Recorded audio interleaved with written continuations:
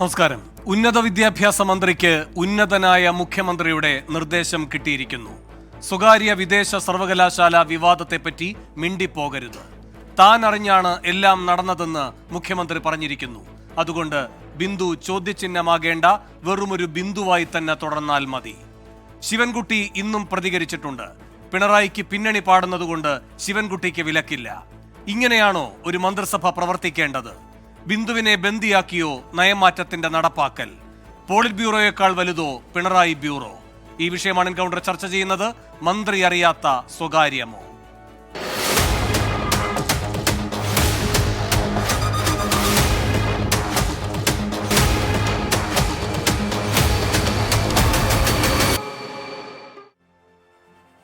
ഈ വിഷയത്തിൽ പ്രതികരിക്കാൻ CPM-ൽ നിന്നും M പ്രകാശൻ മാസ്റ്റർ, കോൺഗ്രസിൽ നിന്ന് രാജു പി നായർ, BJP-യിൽ നിന്ന് TP ജയചന്ദ്രൻ മാസ്റ്റർ, രാഷ്ട്രീയ നിരീക്ഷകൻ NV ബാലകൃഷ്ണൻ എന്നിവർ എൻകൗണ്ടറിൽ തത്സമയം അതിഥികളായി പങ്കുചേരുന്നു. ആദ്യം ശ്രീ രാജു പി നായർ, മുഖ്യമന്ത്രിയുടെ ഈ നിർദ്ദേശത്തെ കോൺഗ്രസ് എങ്ങനെയാണ് കാണുന്നത്? ഇപ്പോൾ ഈ നിയമസഭാ സമ്മേളനത്തിൽ എന്തായാലും സ്റ്റേറ്റ് സ്വകാര്യ സർവകലാശാല bill, Kerala state private university act bill അവതരിപ്പിക്കുമെന്ന് കേൾക്കുന്നു. അപ്പോൾ അതിന് മുന്നോടിയായി ആരൊക്കെ എന്തൊക്കെ പറയണമെന്ന കാര്യത്തിൽ വിലക്ക് വന്നിരിക്കുന്നു. ഈ സാഹചര്യത്തെ നിങ്ങൾ എങ്ങനെയാണ് കാണുന്നത്?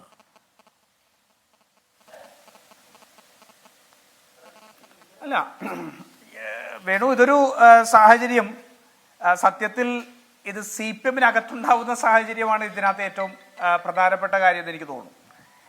ഒരുപക്ഷെ ഇന്ന് കോൺഗ്രസ് പ്രതിനിധിയെ ചർച്ചയ്ക്ക് വിളിക്കുന്നതിന് പകരം MA ബേബിയെ ഈ ചർച്ചയ്ക്ക് ഒരുപക്ഷെ 10 വർഷം മുമ്പുള്ള MA ബേബിയെ കൊണ്ടുവന്നിരുത്തിയിരുന്നെങ്കിൽ പ്രകാശൻ മാസ്റ്ററും ബേബിയും തമ്മിലുള്ളൊരു ആശയ പോരാട്ടം ഉണ്ടാകുമോ എന്ന് നമുക്ക് നോക്കാമായിരുന്നു.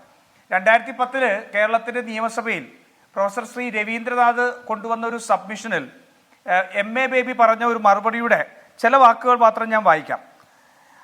അറിവിൻ്റെ നിഗൂഢവൽക്കരണമാണ് വിപണി അധിഷ്ഠിത കാഴ്ചപ്പാടിൻ്റെ മുഖമുദ്ര. ഇതിൽ നിന്ന് തികച്ചും ഭിന്നമാണ് ജനാധിപത്യത്തിൽ അധിഷ്ഠിതമായ വിദ്യാഭ്യാസ കാഴ്ചപ്പാട്. അറിവിൻ്റെ ജനാധിപത്യ വൽക്കരണമാണ് ഈ കാഴ്ചപ്പാടിൻ്റെ കേന്ദ്രബിന്ദു. ഇതെന്തായിരുന്നു? 2010 UPA ഗവൺമെൻറ് വിദേശ സർവകലാശാലകൾക്ക് അനുമതി കൊടുക്കുന്നതുമായി ബന്ധപ്പെട്ട് ഒരു ബില്ല് അവതരിപ്പിക്കാൻ പോയപ്പോൾ പ്രൊഫസർ C രവീന്ദ്രനാഥ് കേരളത്തിൻ്റെ നിയമസഭയിൽ ചോദിച്ച ചോദ്യവും അന്നത്തെ വിദ്യാഭ്യാസ മന്ത്രിയായിരുന്ന ശ്രീ MA ബേബി പറഞ്ഞ മറുപടിയുടെ ചെറിയൊരു മാത്രമാണ് ഞാൻ പറഞ്ഞത്. ഈ അറിവിൻ്റെ ജനാധിപത്യവൽക്കരണം തീർന്നോ പ്രകാശൻ മാസ്റ്ററെ? അല്ലെങ്കിൽ അറിവിൻ്റെ കേന്ദ്രബിന്ദു ജനാധിപത്യമാണെന്നുള്ളതൊക്കെ CPM-ന്റെ നയം മാറിയോ? എന്തായിരുന്നു പോളിറ്റ് ബ്യൂറോയുടെ നിലപാട്? ജാനുവരി 2023 ആ നിലപാട് വന്നത്. എന്താണ് ആ നിലപാട്? ഇവിടെ പരിപൂർണമായിട്ട് ഈ സംസ്ഥാനത്തെയും എല്ലാവരെയും ഇരുട്ടിലാക്കി നിർത്തിക്കൊണ്ട് CPM ഒരു കൃത്യമായിട്ടുള്ള നയവ്യതിയാനം നടത്തിയിരിക്കുന്നു. ആ നയവ്യതിയാനം നമ്മൾ എപ്പോഴും പറയാറുണ്ടല്ലോ, പോളിറ്റ് ബ്യൂറോ ഒന്നും അല്ല. ഇവിടെ വേണു സൂചിപ്പിച്ച പോലെ തന്നെ CPM-നെ ഇന്ന് ഇന്ത്യയിൽ നയിക്കുന്നത് പിണറായി ബ്യൂറോ ആണ്. ആ പിണറായി ബ്യൂറോ ആണ് കേന്ദ്രത്തിൽ ഉള്ള രാഷ്ട്രീയ സഖ്യങ്ങളും അടവ് നയങ്ങളും ഉൾപ്പെടെയുള്ള എല്ലാത്തിലും കേന്ദ്ര കമ്മിറ്റിയുടെ തീരുമാനങ്ങൾക്കും വീക്ഷണങ്ങൾക്കും എല്ലാം അപ്പുറത്ത് തീവ്ര വലതുപക്ഷ നയത്തിൽ നിന്ന് തീരുമാനമെടുക്കുന്നത് പിണറായി ഫാക്ടറാണ് എന്നുള്ള കോൺഗ്രസിന്റെ ആരോപണം അക്ഷരാർത്ഥത്തിൽ ചെയ്തുവെച്ചിരിക്കുകയല്ലേ? ഇവര് മാപ്പ് പറയേണ്ടത് കേരളത്തിലെ യുവതയോടല്ലേ? പിണറായി വിജയനൊക്കെ ഈ നിലപാടെടുക്കുമ്പോഴും ബർമിംഗ്ഹാമിലും ഒക്കെ പോയി ഇവരുടെ മക്കൾ പഠിച്ചിരുന്നു എന്നുള്ള ഇരട്ടത്താപ്പോടെ നിൽക്കുകയാണ്. ഇപ്പൊ 2 ദിവസമായിട്ട് ചർച്ച ചെയ്യപ്പെടുന്ന സമൂഹ മാധ്യമങ്ങളിൽ എറണാകുളം ജില്ലാ സെക്രട്ടറി ശ്രീ CN മോഹനന്റെ ഒരു ഫേസ്ബുക്ക് പോസ്റ്റാണ്. അദ്ദേഹം മകളുടെ കോൺവെക്കേഷന് പോയി, ഞങ്ങൾക്കാർക്കും എതിർപ്പില്ല, അവരെല്ലാം പോയി നല്ല വിദ്യാഭ്യാസം നേടട്ടെ, അതിനൊന്നും എതിർപ്പില്ല. പക്ഷെ നിങ്ങൾ നശിപ്പിച്ചത് ഏകദേശം 13 വർഷക്കാലത്തോളം അല്ലെങ്കിൽ അതിനുമേൽ നിങ്ങൾ ഇവിടെ ഈ നയത്തിൽ നിന്നുകൊണ്ട് നശിപ്പിച്ചത് ഈ കേരളത്തിലെ യുവജനങ്ങളുടെ ഭാവിയാണ്. ശരി, ആ വിശദാംശങ്ങളിലേക്ക് വരാം. ഞാൻ ഇടപെടുകയാണ്, അങ്ങയിലേക്ക് വരാം. ശ്രീ പ്രകാശൻ മാസ്റ്റർ, ഇന്നലെ ഉന്നത വിദ്യാഭ്യാസ മന്ത്രി പറഞ്ഞു കഴിഞ്ഞിട്ടുണ്ട് ഈ കാര്യത്തിലെ നിലപാട്. അതെന്താണ്? ഇതിൽ പൂർണ്ണമായ തീരുമാനത്തിൽ എത്തിയിട്ടില്ല. വളരെ കുറവാണ്, ഒന്ന് അല്പം കൂട്ടിയാൽ അത് ശരിയാക്കാം. മാത്രമല്ല, രാജു പറഞ്ഞ മറ്റു വിശദാംശങ്ങളിലേക്ക് ചർച്ച പുരോഗമിക്കുമ്പോൾ വരികയും ചെയ്യാം. ശരി, ശ്രീ പ്രകാശൻ മാസ്റ്റർ, ഇവിടെ ഉന്നത വിദ്യാഭ്യാസ മന്ത്രി ഇന്നലെ തന്നെ അതൃപ്തി വ്യക്തമാക്കിയിട്ടുണ്ട്, പരിമിതമായ രൂപത്തിലാണെങ്കിലും. ഇപ്പോ ഇന്നു മുതൽ അവര് മിണ്ടാട്ടം മുട്ടിയിട്ടുണ്ട്. അത് ഏത് നിർദ്ദേശത്തിന്റെ ഭാഗമാണ് എന്നത് വ്യക്തവുമാണ്. പക്ഷെ പറഞ്ഞ വാക്കുകൾ അങ്ങനെ തന്നെ നിൽക്കുന്നു. അതിന്റെ ശക്തി ഒട്ടും കുറഞ്ഞിട്ടില്ല. അത് വ്യക്തവുമായിരുന്നു. ഇതൊരു പൂർണ്ണതയിലെത്തിയിട്ടില്ല. ഉന്നത വിദ്യാഭ്യാസ വകുപ്പുമായി ഇതിൽ കൂടിയാലോചന നടത്തിയോ എന്നത് മാധ്യമങ്ങളോട് പറയേണ്ട ബാധ്യതയില്ല. ധനമന്ത്രി ധനപരമായ കാര്യങ്ങളെന്നൊരു പരിമിത വൃത്തത്തിൽ നിന്ന് ചില കാര്യങ്ങൾ പറയുക മാത്രമാണ് ചെയ്തിരിക്കുന്നത്. ബിന്ദുവിന്റെ ഈ സങ്കോചം ആർക്ക് നേരെയുള്ള ചോദ്യമാണ്?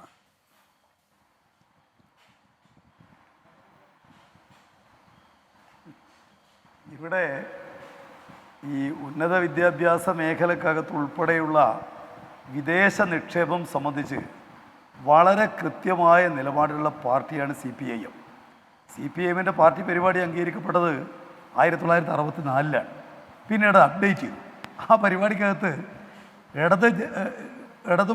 ഇടതുപക്ഷത്തിൻ്റെ പരിപാടി ജനകീയ ജനാധിപത്യ വിപ്ലവത്തെ തുടർന്ന് CPIMൻ്റെ നേതൃത്വത്തിൽ നടപ്പാക്കുന്ന പരിപാടി സംബന്ധിച്ച് ഞങ്ങളുടെ പാർട്ടി എത്രയോ പതിറ്റാണ്ടുകൾക്ക് മുമ്പ് നിശ്ചയിച്ചിട്ടുണ്ട്. അതിൽ ഒരൊറ്റ വാചകം ഞാൻ മാത്രം വായിക്കാം. അത് നിങ്ങൾക്ക് വേണമെങ്കിൽ പാർട്ടി പരിപാടി ഒരു പബ്ലിക് ഡോക്യുമെൻ്റ് ആണല്ലോ. 663 അതിൽ ആധുനിക സാങ്കേതിക വിദ്യ സ്വായത്തമാക്കുന്നതിനും ഉൽപ്പാദനക്ഷമത വർദ്ധിപ്പിക്കുന്നതിനും തിരഞ്ഞെടുക്കപ്പെട്ട ചില മേഖലകളിൽ വിദേശ പ്രത്യക്ഷ നിക്ഷേപം അനുവദിക്കുന്നതാണ്. ഇത് പാർട്ടി പരിപാടിയാണ് CPIMൻ്റെ, ഇന്നോ ഇന്നലെ എഴുതി വെച്ചതല്ല. ഈ പരിപാടി അടിസ്ഥാനപ്പെടുത്തിക്കൊണ്ട് ഞങ്ങൾ കഴിഞ്ഞ സംസ്ഥാന സമ്മേളനത്തിൽ എന്താണ് വിദേശ നിക്ഷേപവുമായി ബന്ധപ്പെട്ടുകൊണ്ട് ചെയ്യേണ്ടത് എന്ന കാര്യം സംബന്ധിച്ച് വളരെ വ്യക്തമായ നിലക്ക് ഞങ്ങൾ തീരുമാനമെടുത്തിട്ടുണ്ട്. അല്ല, അങ്ങനെയെങ്കിൽ എന്തുകൊണ്ട് ഒറ്റ കാര്യം പറഞ്ഞാൽ മതി. എന്തുകൊണ്ട് ഇന്നലെ അങ്ങനെയെങ്കിൽ ഉന്നത വിദ്യാഭ്യാസ മന്ത്രി നേരത്തെ ഈ പറഞ്ഞതുപോലെ പ്രതികരിച്ചു? പാർട്ടി പരിപാടി വായിക്കാത്തയാളാണോ നിങ്ങളുടെ ഉന്നത വിദ്യാഭ്യാസ മന്ത്രി? ഉന്നത വിദ്യാഭ്യാസ മന്ത്രി പ്രതികരിച്ചത് സ്വകാര്യ സർവകലാശാലകൾ പൂർണ്ണമായും സർക്കാർ നിയന്ത്രണത്തിലാണ് പ്രവർത്തിക്കുക. ഇന്ന് കേരളത്തിലെ 80% വിദ്യാഭ്യാസ സ്ഥാപനങ്ങളും സ്വകാര്യ മേഖലയിലല്ലേ? അവയെല്ലാം മികച്ച സ്ഥാപനങ്ങളായിട്ട് പ്രവർത്തിക്കുന്നില്ലേ? വിദ്യാഭ്യാസ മേഖലയിൽ വിദേശ നിക്ഷേപത്തെ പറ്റി തീരുമാനമെടുത്തിട്ടില്ല. ഇതല്ലേ അവർ പറഞ്ഞിരിക്കുന്ന കാര്യം? അവർ പുതിയ കാര്യമൊന്നുമില്ലല്ലോ. ഉണ്ടോ? ഞാൻ ബിന്ദുവിൻ്റെ പ്രസ്താവനയാണ് വായിച്ചത്. ഈ കാര്യത്തിൽ പൂർണ്ണമായ തീരുമാനമെടുത്തിട്ടില്ല. ഉന്നത വിദ്യാഭ്യാസ വകുപ്പുമായി കൂടിയാലോചന നടത്തിയോ എന്ന കാര്യം പറയേണ്ട ബാധ്യത മാധ്യമങ്ങളോടില്ല. ധനമന്ത്രി ആ പരിമിതമായ രൂപത്തിൽ ഈ കാര്യങ്ങൾ പറയുക മാത്രമാണ് ചെയ്തിരിക്കുന്നത് എന്ന് പറയുന്നതിന്റെ അർത്ഥം എന്താണ്? ബാലഗോപാലിന് തോന്നിയതെല്ലാം വിളിച്ചു പറയുന്നു എന്ന് കൂടെയുള്ളൊരു മന്ത്രി പറയുന്നതിന് തുല്യമാണത്.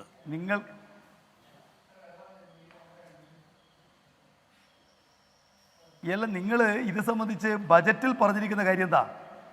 ബജറ്റിലെ 71, 72, 73, 74, 75 ഇതാണല്ലോ വിദ്യാഭ്യാസ മേഖലയുമായി ബന്ധപ്പെട്ട് പറഞ്ഞിരിക്കുന്ന ഭാഗം. ഞാൻ ആ ഭാഗം വായിക്കാം. തുല്യതയുടെയും സുതാര്യതയും 74 തുല്യതയുടെയും സുതാര്യതയുടെയും തത്വങ്ങൾ അടിത്തറയാക്കിക്കൊണ്ട് പുതിയ UGC മാർഗനിർദ്ദേശങ്ങൾ അനുസരിച്ച് കേരളത്തിൽ വിദേശ സർവകലാശാല ക്യാമ്പസുകൾ സ്ഥാപിക്കുന്നതടക്കമുള്ള അവസരങ്ങൾ പരിശോധിക്കും. ഏകജാലക ക്ലിയറൻസ്, സ്റ്റാമ്പ് ഡ്യൂട്ടി, അതുപോലെ തന്നെ വൈദ്യുതി നിരക്കുകൾ, നികുതി ഇളവുകൾ, മൂലധനത്തിന് മേലുള്ള നിക്ഷേപ സബ്സിഡി എന്നിങ്ങനെയുള്ള ഘടകങ്ങളിൽ ഈ നിക്ഷേപ പോളിസിയുടെ ഭാഗമായിരിക്കും. ഇതല്ലേ പറഞ്ഞിരിക്കുന്ന കാര്യം? അല്ലേ? വേറെന്തെങ്കിലുണ്ടോ? ഞാൻ ചോദിക്കുന്ന പാർട്ടി പരിപാടിയും കഴിഞ്ഞ ദിവസം ഇറങ്ങിയ ബജറ്റും ഒന്നും മന്ത്രി ബിന്ദു വായിച്ചിട്ടില്ല എന്നാണോ? അതിന് മാത്രം മറുപടി പ്രകാശ് മാഷെ. രേഖകളൊക്കെ അങ്ങയുടെ കയ്യിൽ ധാരാളമുണ്ട്. പക്ഷെ നിങ്ങളെ പ്രതിരോധത്തിലാക്കുന്ന ഒരു പ്രതികരണവുമായി ഉന്നത വിദ്യാഭ്യാസ മന്ത്രി നിൽക്കുന്നു. ആ കാര്യത്തിലുള്ള മറുപടിയാണ് ആദ്യം വേണ്ടത്. ഇന്നലെ മിണ്ടുകയും ഇന്ന് മിണ്ടാതിരിക്കുകയും ചെയ്യുന്ന സാഹചര്യം ആരുടെ സൃഷ്ടിയാണ്? ഉന്നത വിദ്യാഭ്യാസ മന്ത്രി പറഞ്ഞ പ്രസ്താവന ഞാൻ വായിച്ചു. ആ പ്രസ്താവനയിൽ വേറെ ഒരു കാര്യവും പറഞ്ഞിട്ടില്ല. ഞാനൊന്നുകൂടി വായിക്കാം, നിങ്ങൾക്ക് മനസ്സിലായിട്ടില്ലെങ്കിൽ. അല്ലല്ല, വേണ്ട. എന്റെ ചോദ്യം അങ്ങനെ തന്നെ നിൽക്കുകയാണ്. ഞാൻ ഉദ്ധരിച്ചത് മന്ത്രിയുടെ വാക്കുകൾ തന്നെയാണ്. ഒരു സെക്കൻഡ് രാജു പി നായർ ഒരു സെക്കൻഡ് ശ്രീ പ്രകാശൻ മാസ്റ്റർ അത് വായിച്ചതാണല്ലോ. രാജു പി നായർ, ബിന്ദു ഇന്നലെ പറയുകയും ഇന്ന് പറയാതിരിക്കുകയും ചെയ്യുന്ന സാഹചര്യത്തെ പറ്റിയുള്ള പ്രകാശൻ മാസ്റ്ററുടെ വിശദീകരണം തൃപ്തികരമാണോ?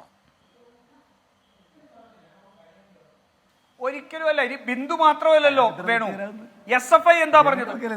ഈ ബജറ്റിലെ പ്രപ്പോസൽ വന്നപ്പോൾ തന്നെ SFI എന്താ പറഞ്ഞത്? ഞങ്ങൾ അതിനെ എതിർക്കുന്നു, ഇതിനെ ആശങ്കയുണ്ടെന്നല്ലേ SFI പറഞ്ഞത്. ഇവർ ഈ പറയുന്ന പാർട്ടിയുടെ നിലപാട് SFIയെ ബോധ്യപ്പെടുത്താൻ സാധിച്ചിട്ടുണ്ടോ? ഇനി പോളിറ്റ് ബ്യൂറോയെ ബോധ്യപ്പെടുത്താൻ സാധിച്ചോ? അദ്ദേഹം 1969 വിദേശ നിക്ഷേപത്തെ സംബന്ധിച്ചുള്ള പാർട്ടിയുടെ നിലപാട് പറയുന്നത്. ജാനുവരി 7, 2023 UGCയുടെ ഫോറിൻ യൂണിവേഴ്സിറ്റികളെ അനുവദിക്കുന്ന സംബന്ധിച്ചിട്ടുള്ള വിഷയത്തിൽ പോളിറ്റ് ബ്യൂറോയുടെ നിലപാട് എന്താ പ്രകാശൻ മാഷെ? നിങ്ങൾ പിണറായിസ്റ്റുകൾ ഇന്ന് CPM-ന്റെ രാഷ്ട്രീയത്തെ പോലും തള്ളിപ്പറയല്ലേ? എനിക്ക് നിങ്ങളോട് സഹതാപമില്ല. എന്റെ സഹതാപം ഈ മാർക്സിസ്റ്റ് പാർട്ടിയിൽ കൊടി പിടിച്ചു നടക്കുന്ന പാവപ്പെട്ട കുട്ടികളോടാ. ഇവരുടെ ഒന്നും നേതാക്കന്മാരുടെ മക്കൾ പുറത്തുപോയി പഠിക്കുന്നതിനെ ഞാൻ എതിർക്കുന്നില്ല. പക്ഷെ നിങ്ങളുടെ സ്വന്തം അണികളെ പോലും നിങ്ങൾ നിഷേധിച്ചതല്ലേ ഇത്? എന്നിട്ടല്ലേ ഈ വഞ്ചന കാണിക്കുന്നത്? ശരി ശരി, ഞാൻ അതിലേക്ക് വരാം രാജു. അല്ലല്ല, PB-യുടെ പ്രസ്താവനയിലേക്കും വരാം. എനിക്ക് അതിനു മുമ്പ് മന്ത്രി ബിന്ദുവുമായി ബന്ധപ്പെട്ട കാര്യത്തിൽ മന്ത്രി ബിന്ദുവുമായി ബന്ധപ്പെട്ട കാര്യത്തിൽ ഒരു പ്രതികരണം കൂടി തേടേണ്ടതുണ്ട്. ശ്രീ NV ബാലകൃഷ്ണൻ, ബിന്ദുവിനെ എന്തിനാണ് ബന്ദിയാക്കുന്നത്? ബിന്ദു മിണ്ടിക്കൂടാ എന്ന തീരുമാനം എന്തുകൊണ്ടാണ് ഒരു നിർദ്ദേശമായി അടിച്ചേൽപ്പിക്കപ്പെടുന്നത്?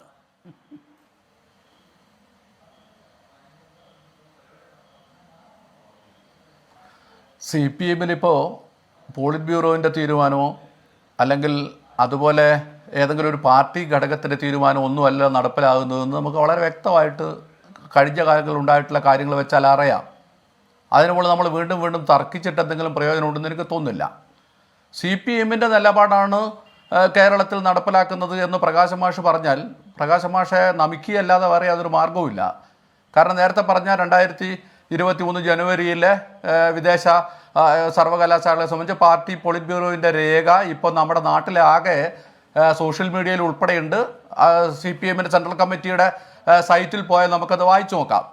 പിന്നെ മറ്റൊരു കാര്യം അദ്ദേഹം പറയുന്നത് പാർട്ടി പരിപാടിയെക്കുറിച്ചാണ്. എനിക്ക് അദ്ദേഹത്തോട് പറയാനുള്ളത്, പാർട്ടി പരിപാടിയിലെ ഒരു വരിയാണ് അങ്ങ് വായിച്ചത്. വിദേശ നിക്ഷേപം കൊട്ടിയടച്ച് ഒരു കാരണവശാലും ഇന്ത്യയിലേക്ക് ഒരു വിദേശ നിക്ഷേപം വരരുത് എന്ന് തീരുമാനിച്ച പാർട്ടിയല്ല CPM വളരെ വ്യക്തമായി പറഞ്ഞിട്ടുണ്ട്, സാങ്കേതിക വിദ്യകൾ ഉൾപ്പെടെയുള്ള മറ്റ് മാർഗങ്ങളില്ലാത്ത വിദേശ നിക്ഷേപം, അതും ചരടുകളില്ലാതെ നമുക്ക് സ്വീകരിക്കാം. ചരടുകളില്ലാത്ത വിദേശ നിക്ഷേപത്തെക്കുറിച്ച് ആലോചിക്കാം. അങ്ങനെയൊക്കെയാണ് അത് വിദേശ നിക്ഷേപം സംബന്ധിച്ച് വളരെ വ്യക്തമായി പാർട്ടി പരിപാടിക്കകത്ത് ഒരുപാട് കാര്യം സ്ഥലത്തുണ്ട്. ഞാൻ ആ പാർട്ടി പരിപാടി ഒരുപാട് സ്ഥലത്ത് ക്ലാസ് എടുത്തിട്ടുള്ള ഒരാളാണ്. അതുകൊണ്ട് പ്രകാശ് മാഷോട് എനിക്ക് പറയാനുള്ളത്, പാർട്ടി പരിപാടിയിൽ വിദേശ നിക്ഷേപത്തെക്കുറിച്ച് പറയുന്ന കാര്യത്തെ സംബന്ധിച്ച് വേണമെങ്കിൽ നമുക്കൊരു ദിവസം ഡിബേറ്റ് വെക്കാം. മാഷി പറഞ്ഞത് ഒരു വരിയാണ്. അത് പാർട്ടി പരിപാടിയുടെ പൊതു സ്പിരിറ്റ് അല്ല.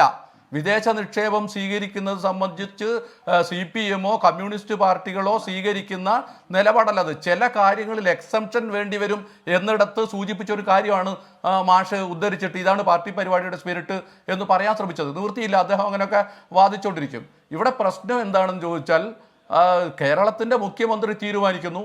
എനിക്ക് പ്രകാശ് മാഷോട് ചോദിക്കാനുള്ളത്, എന്താണ് ഇതുപോലൊരു വിദേശ സർവകലാശാലകളെ കൊണ്ട് ഉദ്ദേശിക്കുന്നത്? ഈ വിദേശ സർവകലാശാലകൾ എന്ന് പറയുമ്പോൾ അങ്ങ് ഉദ്ദേശിക്കുന്ന കാര്യം എന്താണ്, അല്ലെങ്കിൽ നടക്കാൻ പോകുന്ന കാര്യം എന്താണ്? അതിലേക്ക് വരാം. അതിനു മുമ്പ് ശ്രീ NV ബാലകൃഷ്ണൻ ഒരു സെക്കൻഡ് ശ്രീ NV ബാലകൃഷ്ണൻ ഒരു സെക്കൻഡ്. ഉന്നത വിദ്യാഭ്യാസ മന്ത്രി ഇന്നലെ അങ്ങനെ പ്രതികരിച്ചു, ഇന്നവർക്ക് നിശബ്ദയാകേണ്ടി വന്നു. ഉന്നത വിദ്യാഭ്യാസ മന്ത്രിയുടെ ഭർത്താവ് ഏത് ഘടകത്തിലിരിക്കുന്നയാളാണ്?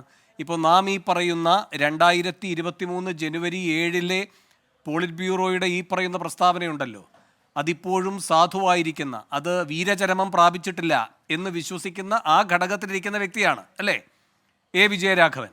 അപ്പോൾ ഈ കാര്യത്തിൽ എന്താണ് കേന്ദ്ര നേതൃത്വത്തിൻ്റെ മനസ്സ് എന്ന് ഒരർത്ഥത്തിൽ ബിന്ദു അടക്കമുള്ളവർക്കറിയും.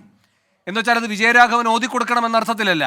എന്താണ് പാർട്ടിയുടെ കേന്ദ്ര നേതൃത്വം ഈ കാര്യത്തിൽ എടുത്തിരിക്കുന്ന നിലപാട്, അതിൽ നിന്ന് എന്താണ് വ്യതിചലനം, അതെല്ലാം ഉൾക്കൊണ്ടുകൊണ്ടാണ് അവർ ഇന്നലെ പ്രതികരിച്ചിരിക്കുന്നത് എന്ന് മാത്രവുമല്ല, ഇതിൽ ഒരു വകുപ്പ് പരമായ അട്ടിമറിയും നടക്കുന്നുണ്ട്. മുഖ്യമന്ത്രിയുടെ ഓഫീസുമായി നേരിട്ട് ബന്ധപ്പെടുക ഇതിൻ്റെ താല്പര്യക്കാർ, അതുമായി ബന്ധപ്പെട്ട കാര്യങ്ങൾ അവിടെ തീർപ്പാകുക, എന്നിട്ടത് ബജറ്റിലേക്ക് കടത്തപ്പെടുക, അത് ബജറ്റ് വായനയിലൂടെ അത് പുറത്തേക്ക് വരിക, അത് അങ്ങനെ തന്നെ തൊണ്ട തൊടാതെ വിഴുങ്ങിക്കൊള്ളണം എന്ന ഒരു നിസ്സഹായതയിലേക്ക് ബന്ധപ്പെട്ട വകുപ്പ് പോവുക. ഉന്നത വിദ്യാഭ്യാസ കൗൺസിലിൻ്റെ വൈസ് ചെയർമാൻ തന്നെ ചില കാര്യങ്ങൾ അറിയാം, ചില കാര്യങ്ങൾ അറിയില്ല എന്ന് പറയുന്നു, ചില കാര്യങ്ങൾ മന്ത്രിക്കും അറിയില്ല എന്ന് പറയുന്നു. ഇതൊക്കെ എന്ത് വിചിത്രമായ സാഹചര്യമാണ്. കൂട്ടുത്തരവാദിത്തമില്ലാത്ത ഒരു ഭരണ സംവിധാനമാണിത്. ഒരു വ്യക്തിയുടെ താൻ പോരിമയ്ക്ക് മാത്രമായിട്ടാണ് മന്ത്രിസഭ കൂടുന്നതെങ്കിൽ ഇതെന്ത് ജനാധിപത്യം?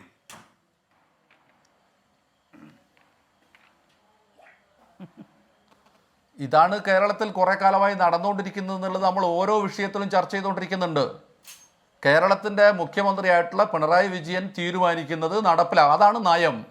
അല്ലാതെ മറ്റു തരത്തിലുള്ള തർക്കങ്ങളോ പ്രശ്നങ്ങളിലേക്കോ ഒന്നും പോയിട്ട് കാര്യമില്ല. ഇതാണ് നയം, ഇത് നടപ്പിലാക്കിക്കൊള്ളണം എന്ന് പറഞ്ഞാൽ അത് നടപ്പിലാകുന്ന സ്ഥിതിയാണ്. കമ്മ്യൂണിസ്റ്റ് പാർട്ടികളുടെ സംഘടനാ സംവിധാനത്തിനകത്ത് ഒരു ഭാഗത്ത് ഒരു കാലത്തും സംഭവിച്ചതല്ല ഇത്. സാധാരണഗതിയിൽ എന്താണെന്ന് ചോദിച്ചാൽ ഒരു 10 വർഷം മുമ്പ് ഇത്തരത്തിലൊരു നിലപാട് ഇതിൻ്റെ മുഖ്യമന്ത്രിയുടെയോ അല്ലെങ്കിൽ ഉന്നത വിദ്യാഭ്യാസ മന്ത്രിയുടെയോ ബഡ്ജറ്റിൻ്റെയോ ഭാഗമായി വന്നാൽ അത് ഈ കേരളത്തിൽ വലിയ പ്രതികരണം സൃഷ്ടിക്കും. കാരണം കേരളത്തിലെ 100 കണക്കിന് കമ്മ്യൂണിസ്റ്റ് പാർട്ടി പ്രവർത്തകന്മാർ ഇത് പാർട്ടിയുടെ നിലപാടല്ല, ഇത് നടപ്പിലാക്കാൻ പറ്റില്ല, ഇത് അംഗീകരിക്കാൻ പറ്റില്ല എന്ന് പറയും. പക്ഷെ ഇന്ന് ആ ഒരു അവസ്ഥയില്ല. ഇന്ന് പ്രകാശ് മാഷ പോലുള്ള ആളുകൾ ന്യായീകരിച്ചുകൊണ്ടേയിരിക്കുക, അതിന് വളരെ വിചിത്രമായ വാദഗതികൾ കൊണ്ടുവരുന്നതിനപ്പുറത്തോട്ട് പിണറായി വിജയൻ പ്രഖ്യാപിക്കുന്ന മുന്നോട്ട് വെക്കുന്ന നിലപാട് അതിപ്പോൾ ഈ വിഷയത്തിൽ മാത്രമല്ലല്ലോ. കമ്മ്യൂണിസ്റ്റ് പാർട്ടിക്ക് ഒരു കാരണവശാലും സ്വീകരിക്കാൻ കഴിയാത്ത, സോഷ്യലിസ്റ്റുകൾക്കോ കമ്മ്യൂണിസ്റ്റുകൾക്കോ മുന്നോട്ട് വെക്കാൻ കഴിയാത്ത തികഞ്ഞ കോർപ്പറേറ്റ് രാഷ്ട്രീയത്തിൻ്റെ നിലപാടുകൾ അദ്ദേഹം തുടർച്ചയായി മുന്നോട്ട് വെച്ചുകൊണ്ടിരിക്കുന്നു. അത് ചിലതൊക്കെ നടപ്പിലാക്കാൻ പറ്റുന്നില്ല, എന്നാൽ കുറേയൊക്കെ നടപ്പിലാവുന്നു. ഇങ്ങനെ പോയിക്കൊണ്ടിരിക്കുകയാണല്ലോ കേരളത്തിൽ ചെയ്തുകൊണ്ടിരിക്കുന്നത്. അത്തരമൊരവസ്ഥയിൽ നമ്മൾ ഇതിനെക്കുറിച്ച് ചർച്ച ചെയ്തുകൊണ്ട് എന്താണ് പ്രയോജനം? അദ്ദേഹം വിചാരിച്ചതാണ് പിണറായി വിജയൻ അതിന് പിന്നിലുള്ള കാര്യം ഇതാണ്. അതിലേക്കാണ് ഞാൻ പ്രവേശിക്കാൻ ശ്രമിച്ചത്. അതിന് പിന്നിലുള്ള കാര്യം എന്താണെന്ന് ചോദിച്ചാൽ ചില ആളുകളുമായി നടത്തിയിട്ടുള്ള തീരുമാനവും കാര്യങ്ങളും നടപ്പിലാക്കണം കേരളത്തിൽ. ചില സംവിധാനങ്ങളൊക്കെ അണിയറയിൽ ഇതിനകം തന്നെ ഒരുങ്ങിക്കഴിഞ്ഞിട്ടുണ്ട്. ചില ഏജൻസികൾ അതിനാവശ്യമായ സംവിധാനങ്ങൾ ഒരുക്കിയിട്ടുണ്ട്. അതനുസരിച്ച് കേരളത്തിൽ ചെയ്തു തീർക്കേണ്ട കുറേ കാര്യങ്ങളെ സംബന്ധിച്ച് അത് അണിയറയിൽ തീരുമാനമെടുത്തിട്ടുണ്ട്. ആ അണിയറയിൽ എടുത്തിട്ടുള്ള തീരുമാനം പാർട്ടിയുടെ പ്രഖ്യാപിത നയത്തിനും അതുപോലെ തൊഴിലാളി വർഗ രാഷ്ട്രീയത്തിനും എതിരാണ് എന്നതൊക്കെ നമുക്ക് ഇതുപോലെ ചർച്ച ചെയ്തുകൊണ്ടിരിക്കാം എന്നല്ലാതെ പിണറായി വിജയനെ പോലെ ഒരാളെ സംബന്ധിച്ചിടത്തോളം അതൊന്നും വിഷയമല്ല. അദ്ദേഹം തീരുമാനിച്ച കാര്യം നടപ്പിലാക്കി പോകും. അതിന് എല്ലാവരും വഴിപ്പെട്ട് നിൽക്കുക. ശരി, ശ്രീ TP ജയചന്ദ്രൻ മാസ്റ്റർ, ഇവിടെ UPA കാലത്ത് ഈ കാര്യങ്ങൾ വന്നപ്പോൾ ശക്തമായി എതിർത്ത ഒരു പ്രസ്ഥാനമാണ് CPM. ഇപ്പോൾ ഇന്നൊരു പത്രം റിപ്പോർട്ട് ചെയ്തിട്ടുള്ളതുപോലെ 2007 ജനുവരി മാസം വിദ്യാഭ്യാസ മേഖലയിൽ വിദേശ മൂലധനവും വിദേശ സ്ഥാപനങ്ങളും അനുവദിക്കരുതെന്ന് പ്രധാനമന്ത്രി മൻമോഹൻ സിംഗിന് SFIയുടെ നിവേദനം. ആ നിവേദക സംഘത്തിന് നേതൃത്വം നൽകിയത് സീതാറാം യെച്ചൂരി. ഇന്നിപ്പോൾ SFI ഒരു നിലപാട് പറഞ്ഞിട്ടുണ്ട്. ആർഷോയ്ക്ക് പറയാൻ കഴിയില്ല, അതുകൊണ്ട് അനുശ്രീയെ കൊണ്ട് പറയിക്കുന്നു. വിദേശ സർവകലാശാല വേണ്ട. അതുതന്നെയാണ് SFIയുടെ നിലപാടായി വ്യക്തമാക്കിയിരിക്കുന്നത് SFIയുടെ സംസ്ഥാന പ്രസിഡന്റ്. സ്വകാര്യ സർവകലാശാലയുമായി ബന്ധപ്പെട്ട ആശങ്കകളുണ്ട്, അത് സർക്കാരിനോട് ആലോചനകൾ നടത്തുമെന്നും അവർ പറയുകയാണ്. എവിടെ സീതാറാം യെച്ചൂരി? എവിടെ നിവേദനം? ഇതൊന്നും കാണുന്നില്ല. അപ്പോൾ അന്നാകട്ടെ ഈ പറയുന്ന 2007 എന്ന് പറയുമ്പോൾ CPMൻ്റെ കൂടെ കാര്യമായ പിൻബലത്തോടെ നിൽക്കുന്ന സർക്കാരാണത്. ഇവിടെ ഇപ്പോൾ അതിനേക്കാൾ വ്യത്യസ്തമായി തീവ്ര വലതുപക്ഷ നയങ്ങൾ നടപ്പാക്കിക്കൊണ്ടിരിക്കുന്ന ഒരു വർഗീയ സർക്കാർ എന്ന് CPM അടിവരയിട്ട് പറയുന്ന മോദി സർക്കാരിൻ്റെ ഇതേ നിർദ്ദേശങ്ങൾ ഗുജറാത്ത് കഴിഞ്ഞാൽ തൊട്ടടുത്ത സംസ്ഥാനമായി ഇവിടെ നടപ്പാക്കും എന്ന പ്രതിജ്ഞാബദ്ധത പിണറായി വിജയൻ കാട്ടുന്നത് എന്ത് രാഷ്ട്രീയം മുൻനിർത്തി? വേണു, ഇതൊരു തിരിച്ചറിവാണോ? കേരളത്തെ ഇക്കാലം അത്രയും ഭരിച്ചു മുടിച്ചത് ഞങ്ങളാണ് എന്നുള്ള തിരിച്ചറിവാണോ? അതല്ല ഞങ്ങളുടെ ആശയത്തിൽ നിന്ന് തിരിച്ചുപോക്കാണോ? അതല്ല ഇതൊരു ഏറ്റുപറച്ചിലാണോ തിരുത്തലാണോ എന്നുള്ളതാണ് നമ്മളിന്ന് ചർച്ച ചെയ്യുന്നത്. നോക്കൂ, 1995 വിദ്യാഭ്യാസ രംഗത്തുള്ള വിദേശ സർവകലാശാലകളുടെയും സ്വകാര്യവൽക്കരണത്തെയും കുറിച്ചുള്ള ചർച്ചകൾ ഇന്ത്യയിൽ ആരംഭിക്കുന്നത്. ഇക്കാലം അത്രയും നഖശികാന്തം എതിർക്കുക മാത്രമല്ല, രക്തരൂക്ഷിതമായ സമരങ്ങളിലൂടെ ഒരു യുവതയെ മുഴുവൻ ഒരു രാജ്യത്ത് നശിപ്പിച്ചതിൻ്റെ ഏറ്റുപറച്ചിലിൽ പാർട്ടി ആശയപരമായ ഒരു പ്രതിസന്ധിയിൽ എത്തി നിൽക്കുന്നു എന്നും ആശയക്കുഴപ്പത്തിൽ താഴെത്തട്ടിൽ മാത്രമല്ല, ബാലകൃഷ്ണൻ ചൂണ്ടിക്കാണിച്ചതുപോലെ താഴെത്തട്ടിൽ മാത്രമല്ല അങ്ങ് മേൽത്തട്ടിൽ വരെ ഇത് വ്യാപിച്ചിരിക്കുന്നുവെന്നും അതിനൊറ്റ പരിഹാരമേ ഉള്ളൂ, ഒരു മാടമ്പിയുടെ ഒരു ഏകാധിപതിയുടെ വാക്കുകൾ നിങ്ങൾ കേട്ടുപോവുക. ഞാൻ പ്രകാശ് മാഷോട് നെഞ്ചത്ത് കൈവച്ച് ചോദിക്കുന്നത്, കൂത്തുപറമ്പിലെ രക്തസാക്ഷികളെക്കുറിച്ച് ഇന്നും നട്ടല് തകർന്ന് മരണക്കിടക്കയിൽ കിടന്ന് ശരീരം അനക്കാതെ കഷ്ടപ്പെടുന്ന പുഷ്പനെയൊന്നോർത്താൽ നിങ്ങളുടെ ഈ വാഗ്ധോരണികൾക്ക് യാഥാർത്ഥ്യബോധത്തോടെ നിങ്ങൾക്ക് കാണാൻ സാധിക്കുമോ? TP ശ്രീനിവാസൻ എന്ന് പറയുന്ന ലോകം ബഹുമാനിക്കുന്നു, ഒരുപക്ഷെ കേരളത്തിൽ പലരും ബഹുമാനിക്കുന്നു, നിങ്ങൾക്കുണ്ടാവില്ല. അദ്ദേഹത്തെ അടിച്ചു വീഴ്ത്തിയവർ ഇന്ന് സ്വകാര്യ സർവകലാശാലകളിലേക്ക് മൂലധന ശക്തികളിലേക്ക് തിരിച്ചു പോകുക മാത്രമല്ല, വളരെ കൃത്യമായിട്ട് പറയുന്നു, ചരടുകളില്ലാത്ത NV നിങ്ങൾ പറയുന്ന മാതിരി ചരടുകളില്ലാത്തതല്ല, കൃത്യമായിട്ട് ധനകാര്യമന്ത്രി പറയുന്നു. എന്താണ് പറയുന്നത്? വിദേശ സ്വകാര്യ സർവകലാശാലകൾക്ക് സംസ്ഥാനത്ത് വൻ ഇളവുകൾ ഞങ്ങൾ പ്രഖ്യാപിക്കും എന്ന് പറഞ്ഞാൽ ഇവിടുത്തെ മറ്റു മാനേജ്മെൻറ്റുകൾക്കൊന്നും കിട്ടാത്തത്രയും ഞങ്ങൾ സ്വകാര്യ മാനേജ്മെൻറ്റുകൾക്ക്, വിദേശ മുതലാളിമാർക്ക്, അവർ വരുന്ന സ്ഥാപനങ്ങൾക്ക് ഞങ്ങൾ ചെയ്യും. നോക്കൂ, നാഷണൽ എഡ്യൂക്കേഷൻ പ്രോഗ്രാമിന് നഖശികാന്തം എതിർത്തു വന്നിരുന്നൊരു പാർട്ടിയാണിത്. ഇത് ഈ ഒരു ഘട്ടത്ത് മാത്രമല്ല വേണു നമ്മൾ ചർച്ച ഒതുക്കേണ്ടത്. ആരോഗ്യരംഗത്ത് തിരിച്ചുപോക്കുണ്ടായില്ലേ? പൊതുവിദ്യാഭ്യാസ രംഗത്ത് കോർപ്പറേറ്റ് ഫണ്ടുകൾ ശേഖരിക്കുമെന്ന് പറയുന്നത് ഏത് അർത്ഥത്തിലാണ്?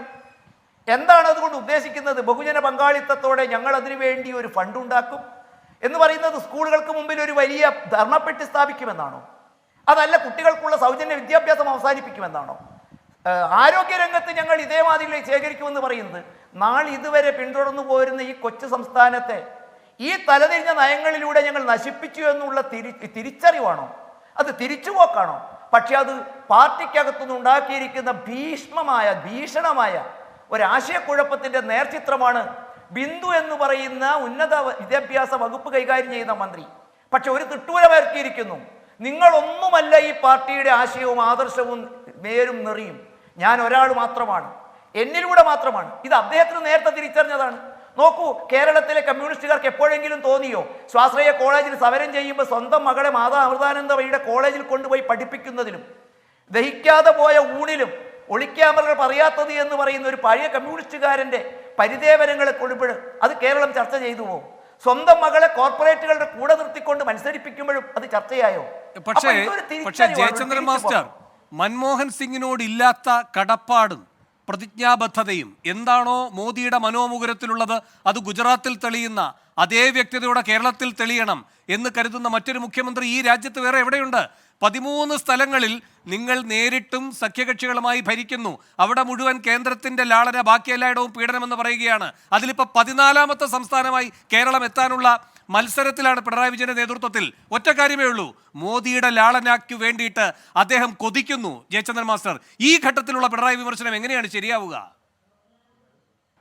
അല്ല വേണു, മറ്റൊരു വസ്തുത കൂടി നമ്മൾ മനസ്സിലാക്കണം. നോക്കൂ, കേരളത്തില് കുട്ടികളുടെ മനോഭാവത്തെക്കുറിച്ചും കുട്ടികളുടെ വിദ്യാഭ്യാസത്തെക്കുറിച്ചും ഉന്നത വിദ്യാഭ്യാസ രംഗത്തും എന്റെ രാഷ്ട്രീയ ചോദ്യം, നേരിട്ടുള്ള ചോദ്യം, മൻമോഹൻ സിംഗിനോട് ഇല്ലാത്ത പ്രതിജ്ഞാബദ്ധതയും താല്പര്യവും മോദിയുടെ ഈ നയം നടപ്പാക്കുന്നതിൽ പിണറായി കാട്ടുന്നത് എന്തുകൊണ്ട്? എവിടെ പോയി ഒളിക്കുന്നു സീതാറാം യെച്ചൂരി? നിങ്ങൾ പല രൂപത്തിലുള്ള തന്ത്രങ്ങളാണല്ലോ മെനയുന്നത്. RLDയെ പിടിക്കുന്നു, നിതീഷ് കുമാറിനെ പിടിക്കുന്നു. ഈ പറയുന്ന രൂപത്തിൽ കേരളത്തിലും ഒരു തന്ത്രമുണ്ടാകുമല്ലോ. അതിന്റെ ഫലസൂചനകളാണോ ഈ കാണുന്നത്?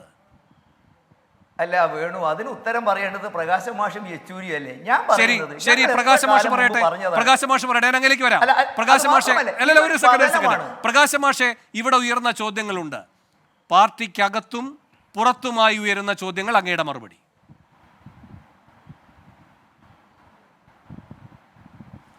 ഇതില് ഇന്ത്യ രാജ്യത്തിൻ്റെ സമീപകാല ചരിത്രത്തിൽ കേരളം ഒരു ദേശീയ കേന്ദ്രം, ശ്രദ്ധാകേന്ദ്രമായി മാറുന്ന കാഴ്ചയാണ് കഴിഞ്ഞ ഒരു 10-24 മണിക്കൂറായിട്ട് ഈ രാജ്യം കണ്ടുകൊണ്ടിരിക്കുന്നത്. അതിൻ്റെ നേതാവ് സംശയലേശമന്യേ കേരളത്തിലെ ആദരണീയനായ മുഖ്യമന്ത്രി ശ്രീ പിണറായി വിജയൻ തന്നെയാണ്. നിങ്ങൾക്ക് ആ മികവ് കെടുത്തണം എന്നുള്ള താല്പര്യം കൊണ്ട് നിങ്ങൾ ചർച്ച ചെയ്യുന്നത് രാജ്യത്തിലെ ജനങ്ങൾക്ക് മനസ്സിലാവും. ഇതിലെ യാതൊരു നിലയിലുമുള്ള തെറ്റായ കാര്യമില്ല. ഇപ്പോൾ പോളിറ്റ് ബ്യൂറോവിൻ്റെ പ്രസ്താവനയെക്കുറിച്ചാണല്ലോ നിങ്ങൾ പറയുന്നത്. ഞാൻ ആ പ്രസ്താവന വായിക്കാം. The Politburo Bureau of the CPIM strongly opposes the move of the UGC to facilitate foreign universities and education institutions to set up campuses in India. അടുത്ത നിങ്ങൾ ശ്രദ്ധിക്കണം. Allowing them autonomy in determining fees and recruitment of teachers after a 90-day approval process. This will lead to creating enclaves of high fees, elitist institutions which will further distort the structure of higher education in the country. ഞങ്ങൾ ഈ വിദ്യാഭ്യാസ നയം നടപ്പിലാക്കുന്നതുമായി ബന്ധപ്പെട്ടുകൊണ്ട് party സംസ്ഥാന സമ്മേളനം തീരുമാനിച്ച ഭാഗം ഞാൻ വായിക്കാം. അത് ഇങ്ങനെയാണ്. ഈ മേഖലക്കകത്ത് തുല്യതയുടെയും സുതാര്യതയുടെയും തത്വങ്ങൾ അടിത്തറയാക്കിക്കൊണ്ട് പുതിയ UGC ഇത് അടിവരയിടുന്നുണ്ട്.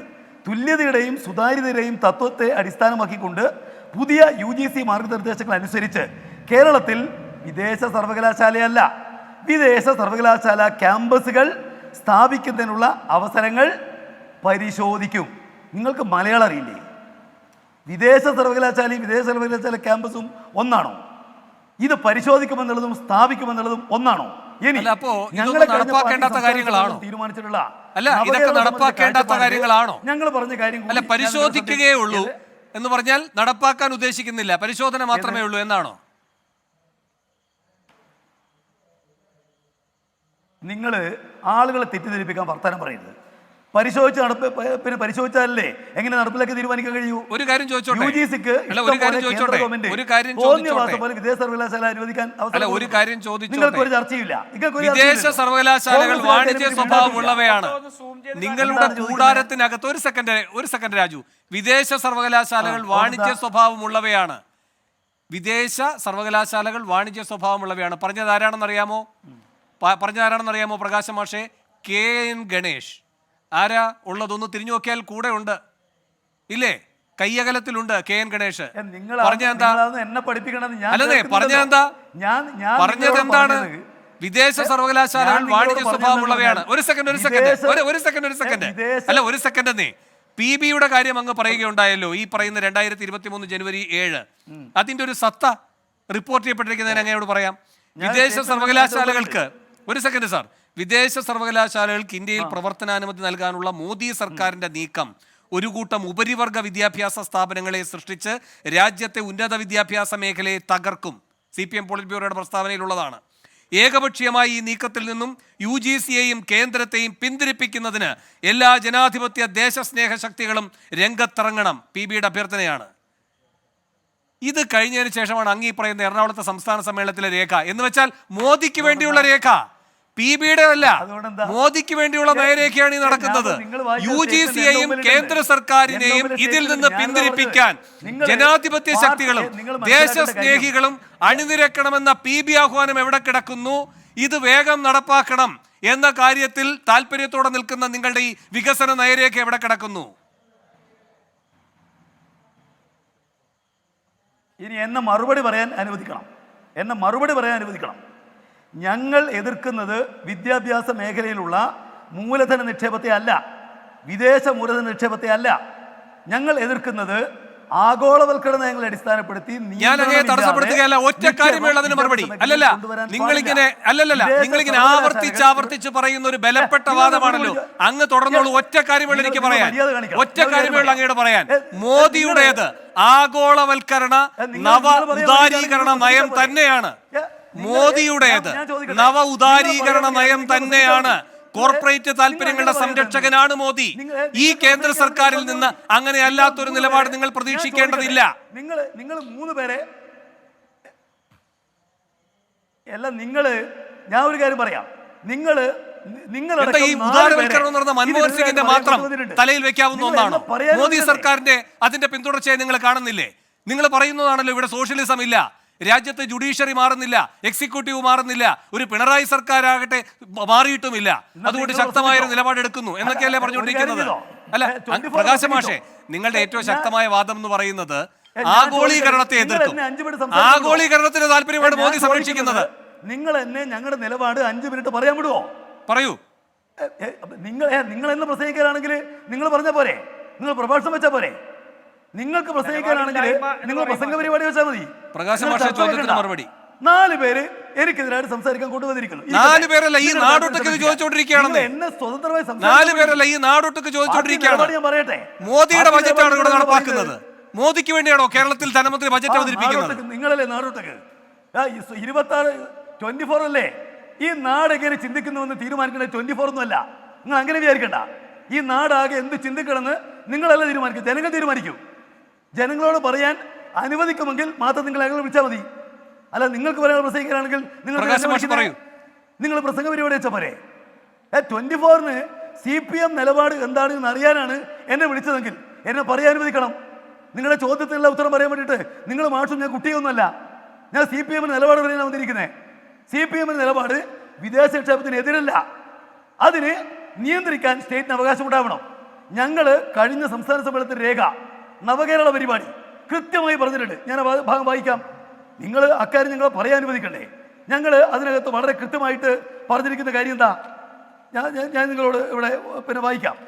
വളരെ കൃത്യമായിട്ട് ഇവിടെ സാമൂഹ്യമായിട്ട് നിയന്ത്രണം. ഇപ്പോൾ ഇതിനകത്ത് ഞങ്ങൾ പറഞ്ഞിരിക്കുകയാണ്, വിദ്യാർത്ഥികൾക്ക് ഈ സർവകലാശാലകൾ നടപ്പിലാക്കുന്നതുമായി ബന്ധപ്പെട്ടുകൊണ്ട് വരുന്ന സമയത്ത് ഉന്നത വിദ്യാഭ്യാസത്തിൻ്റെ ഹബ്ബായിട്ട് കേരളത്തെ മാറ്റണം എന്നാണ് ഉദ്ദേശിക്കുന്നത്. അതിന് വിദേശ സർവകലാശാല സ്ഥാപിക്കുമെന്ന് എവിടെയും പറഞ്ഞിട്ടില്ല. നിങ്ങൾ സ്ഥാപിക്കും എവിടെയെങ്കിലും വിദേശ സർവകലാശാല സ്ഥാപിക്കുമെന്ന് പറഞ്ഞിരിക്കുന്ന വാചകം വിദേശ സർവകലാശാല ക്യാമ്പസ് സ്ഥാപിക്കുമെന്നാണ്. വിദേശ സർവകലാശാല ക്യാമ്പസും വിദേശ സർവകലാശാല ഒന്നാണോ? അപ്പൊ കേരളത്തിലേക്ക് വിദേശ സർവകലാശാല ഇല്ല. സ്ഥാപിക്കുന്ന കാര്യം കേരളത്തിലേക്ക് വിദേശകാര്യ സർവകലാശാല ഇല്ല. ഞങ്ങൾ പറഞ്ഞ കാര്യം ഞാൻ പറഞ്ഞല്ലോ. പ്രകാശ് മാഷേ, കേരളത്തിൽ വിദേശകാര്യ സർവകലാശാല ഇല്ല. ക്ഷമിക്കണം, വിദേശ സർവകലാശാല ഇല്ല എന്നാണോ കരിക്കുലത്തിന്റെ കാര്യത്തിൽ? പ്രകാശ് മാഷേ, കേരളത്തിൽ അപ്പൊ വിദേശ സർവകലാശാല വരില്ല. അതാണ് നിങ്ങൾക്ക് വേണ്ടുന്ന കാര്യം സ്ഥാപിക്കാൻ ശ്രമിക്കരുത്. ഞാൻ പറഞ്ഞത് വിദേശ സർവകലാശാല ഉണ്ടോ ഇല്ലയോ എന്നുള്ളത് തീരുമാനിക്കുകയല്ലേ ചെയ്യുക. വിദേശ സർവകലാശാല ക്യാമ്പസും വിദേശ സർവകലാശാലയും ഒന്നാണോ നിങ്ങൾ പറഞ്ഞത്? വിദേശ സർവകലാശാലകളുടെ ക്യാമ്പസ് എങ്ങനെ വരും? നിങ്ങൾക്കറിയാം, കോർപ്പറേറ്റുകൾക്ക് അല്ല, UGCയുടെ മാർഗനിർദ്ദേശത്തിനകത്ത് പറയുന്ന എന്താണ്? കോർപ്പറേറ്റുകൾക്ക് ഈ പറയുന്നത് എന്ന് വെച്ചാൽ വ്യവസായ കോർപ്പറേറ്റുകൾക്ക് വിദേശ സർവകലാശാലകളുമായി സഹകരിച്ചുകൊണ്ട് അതിന്റെ ക്യാമ്പസുകൾ നടപ്പാക്കാം. അപ്പൊ ഏത് താല്പര്യമാ വരുന്നേ? കോർപ്പറേറ്റുകൾ കേരളത്തിലെ കുട്ടികൾ മുഴുവൻ വിദേശത്തേക്ക് പോകാതെ ഇവിടെ തന്നെ പഠിച്ച് ഇവിടെ തന്നെ തൊഴിലെടുക്കട്ടെ, അങ്ങനെ കേരളത്തെ ഒരു നല്ല മൂലധന ചെലവുള്ള സമ്പദ് വ്യവസ്ഥയാക്കി മാറ്റാം എന്ന പ്രത്യേക താല്പര്യത്തോടെ നിൽക്കുകയല്ലേ കോർപ്പറേറ്റുകൾ? അല്ലല്ല, നിങ്ങൾ ഈ പറയുന്ന കോർപ്പറേറ്റുകളുടെ താല്പര്യം ഇതാണോ? കേരളത്തിലെ കുട്ടികൾ പുറത്തേക്ക് പോയി കൂടാ, ഇവിടെ തന്നെ പഠിക്കണം, അങ്ങനെ ഇവിടുത്തെ മൂലധന സംരംഭം ശക്തിപ്പെടണം, ഇവിടെ തന്നെ വിദ്യാഭ്യാസം കൊടുത്ത് ഇവിടെ തന്നെ തൊഴിൽ മേഖലയിൽ അവരെ സംരക്ഷിക്കണം. സർക്കാർ ഏറ്റെടുക്കുന്നതിനേക്കാൾ താല്പര്യത്തോടെ കോർപ്പറേറ്റുകൾ ഏറ്റെടുക്കുകയാണ് ഇതെല്ലാം എന്നാണോ ആളുകൾ വിശ്വസിക്കേണ്ടത്? എന്താ പ്രകാശ് മാഷ് പറഞ്ഞുകൊണ്ടിരിക്കുന്നത്? ഭയങ്കരല്ലേ? കോർപ്പറേറ്റുകൾക്ക് ഇപ്പോൾ നിങ്ങളെ സേവിക്കല്ലേ താല്പര്യം? ഞാൻ ചോദിക്കട്ടെ, ഈ രാജ്യത്തെ കോർപ്പറേറ്റുകൾക്ക് വിറ്റതാരാ? കോൺഗ്രസ് അല്ലേ? എന്റെ ചോദ്യം, വിദേശ സർവകലാശാലയുടെ ക്യാമ്പസ് വരുന്ന വഴി ഏതാണ്? വിദേശ സർവകലാശാലയുടെ ക്യാമ്പസ് വരുന്ന വഴി ഏതാണ്? ആര് വഴി അത് വരും കേരളത്തിലേക്ക്? ഇവിടെ കുട്ടികൾക്ക് UGC മാർഗനിർദ്ദേശ പ്രകാരം ഒരു വിദേശ സർവകലാശാലയുടെ ക്യാമ്പസ് കേരളത്തിൽ വരിക ഏതു വിധേന? ഞാൻ ചോദിക്കട്ടെ, ഇന്ത്യയിലെ ഏത് വിധേന എന്നുള്ള ചർച്ച ചെയ്യല്ലേ വേണ്ടത്? നിങ്ങൾക്ക് ഈ രാജ്യമാകെ കോർപ്പറേറ്റുകൾക്ക് പ്രശ്നമില്ല. വിദേശ സർവകലാശാലയുടെ ക്യാമ്പസ് കേരളത്തിൽ വരുന്ന വഴി എന്താണ്? UGC ഇതിന് കൃത്യമായ മാർഗനിർദ്ദേശം നൽകിയിട്ടുണ്ടല്ലോ. അതുപ്രകാരം വിദേശ സർവകലാശാല നേരിട്ടല്ല ക്യാമ്പസ് ആണ് വരാൻ പോകുന്നതെന്ന് പ്രകാശ് മാഷ് പറയുന്നു. അത് ഏത് വിധത്തിലാണ് വരിക?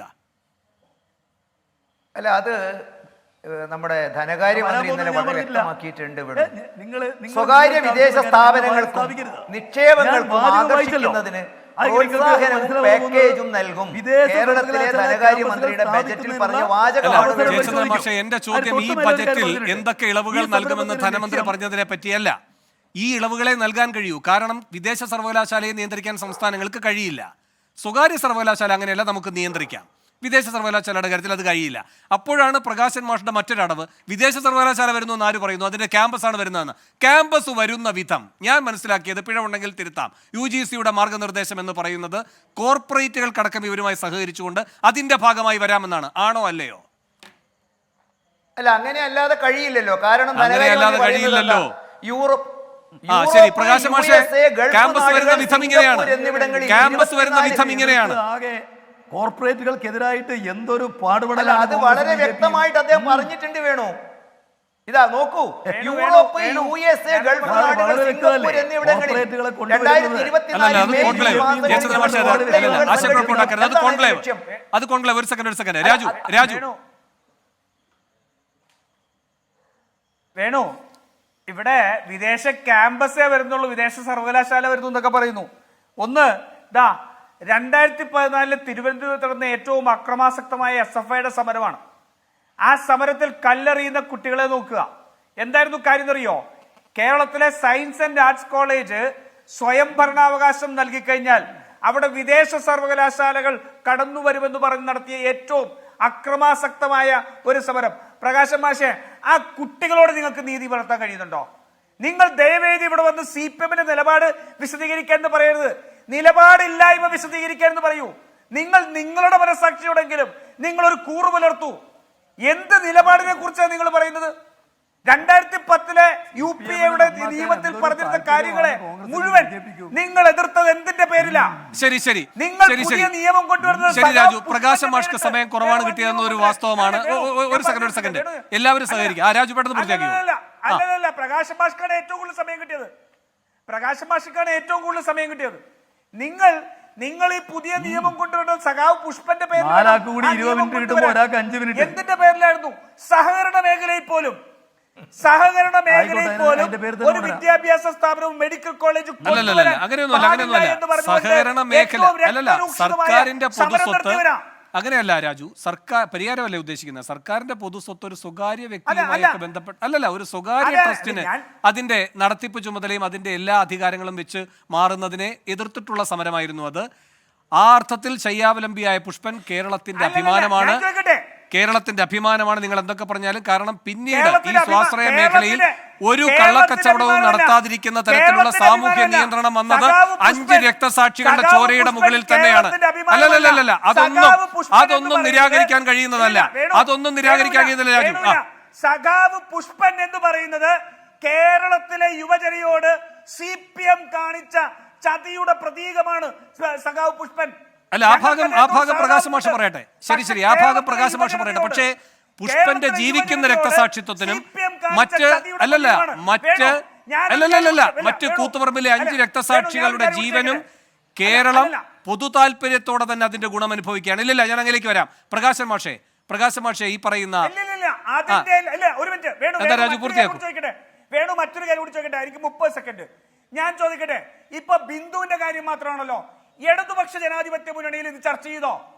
CPIയുടെ പ്രതിനിധികൾ, CPIയുടെ ബിനോയ് വിശ്വം എന്ന് പറയുന്ന ഞങ്ങൾ പോലും ഒരു പക്ഷേ നിലപാടിന്റെ കാര്യത്തിൽ കാർക്കശ്യത്തോട് പെരുമാറുന്ന ബിനോയ് വിശ്വം പോലും എങ്ങനെ മിണ്ടാതിരിക്കുന്നു? CPM ഇടതുമുന്നണിയിൽ ചർച്ച ചെയ്തോ? SFIയുടെ നേതാവ് എന്താ പറഞ്ഞത്? ഞങ്ങൾ സർക്കാരിനോട് സംസാരിക്കും, ഇത് അനുവദിക്കാൻ കഴിയില്ല. പ്രകാശ് മാഷെ, SFI വിളിച്ച് നിങ്ങൾ ചർച്ച ചെയ്തോ? നിങ്ങളുടെ എല്ലാം കൂലിയെടുപ്പുകാരായിട്ട് ഈ കേരളത്തിലെ പൊതുജനങ്ങളെ വിദ്യാർത്ഥികളെ മാറ്റുകയാണോ? എന്തൊരു ജനാധിപത്യ വിരുദ്ധതയാണ്. ശരി രാജു ഞാൻ അതിലേക്ക് വരാം. ശരി രാജു. പ്രകാശൻ മാഷെ മറുപടി. നിങ്ങൾ നേരിടുന്ന ചില പരുഷമായ ചോദ്യങ്ങളുടെ പ്രകാശൻ മാഷെ കേട്ടില്ല എന്ന ഭാവത്തിൽ ഇരിക്കേണ്ട. ഈ പുഷ്പന്റെയൊക്കെ കാര്യം പറയുമ്പോൾ ഉണ്ടല്ലോ പരുഷമായ ചില ചോദ്യങ്ങൾ ഉയരുന്നുണ്ട്. ഒരാളങ്ങ് അമൃത സർവകലാശാലയിൽ, മറ്റൊരാൾ ബർമിംഗ്ഹാമിൽ. ഒരു സെക്കൻഡ്. അപ്പൊ ഈ കുട്ടികളൊക്കെയോ? അല്ല ഒരു സെക്കൻഡ്. 15 വർഷം ഒരു സെക്കൻഡ് സാറേ, ഞാൻ ഇപ്പൊ വിടാം, അങ്ങയിലേക്ക് വരികയാണ്. ഇപ്പോ ഈ പറയുന്ന വർഷം 40,000 കുട്ടികൾ പോകുന്നു. 25 ലക്ഷമാണ് നമ്മൾ ഒരാൾക്ക് വേണ്ടി ചെലവഴിക്കുന്നത്. അവർ പോകുന്നത് വഴി നമുക്ക് വലിയ നഷ്ടമുണ്ടാകുന്നു എന്നൊക്കെ പറയുമ്പോൾ ബർമിംഗ്ഹാമിലേക്ക് പോയ ആളോ? അങ്ങനെ പോകാതെ ഇവിടെ തന്നെ ഈ പറയുന്ന നിങ്ങളുടെ പ്രസ്ഥാനത്തിന് വേണ്ടി ചൂട്ടുപിടിച്ചവരോ പറ്റിക്കപ്പെട്ടു. ആരാണ് ഇതിൽ കൗശലത്തോടെ അതിജീവിച്ചത്? ആരാണ് പറ്റിക്കപ്പെട്ടത്? പരുഷമായ ചോദ്യമാണ്. അതിനൊക്കെ മറുപടി പ്രകാശം മാഷേ.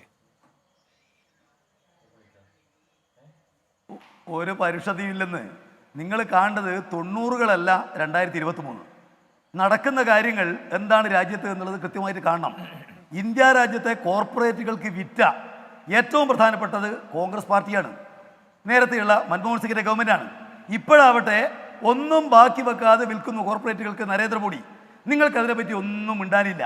ഈ സാഹചര്യത്തിൽ എങ്ങനെയാണ് കേരളത്തെ വരുന്ന 25 വർഷക്കാലം കൊണ്ട് വികസിത രാജ്യങ്ങളിലെ ജനങ്ങളുടെ ജീവിതത്തോട് സമാനമായ ജീവിതമുള്ള ഒരു ജനതയായിട്ട് മാറ്റാൻ?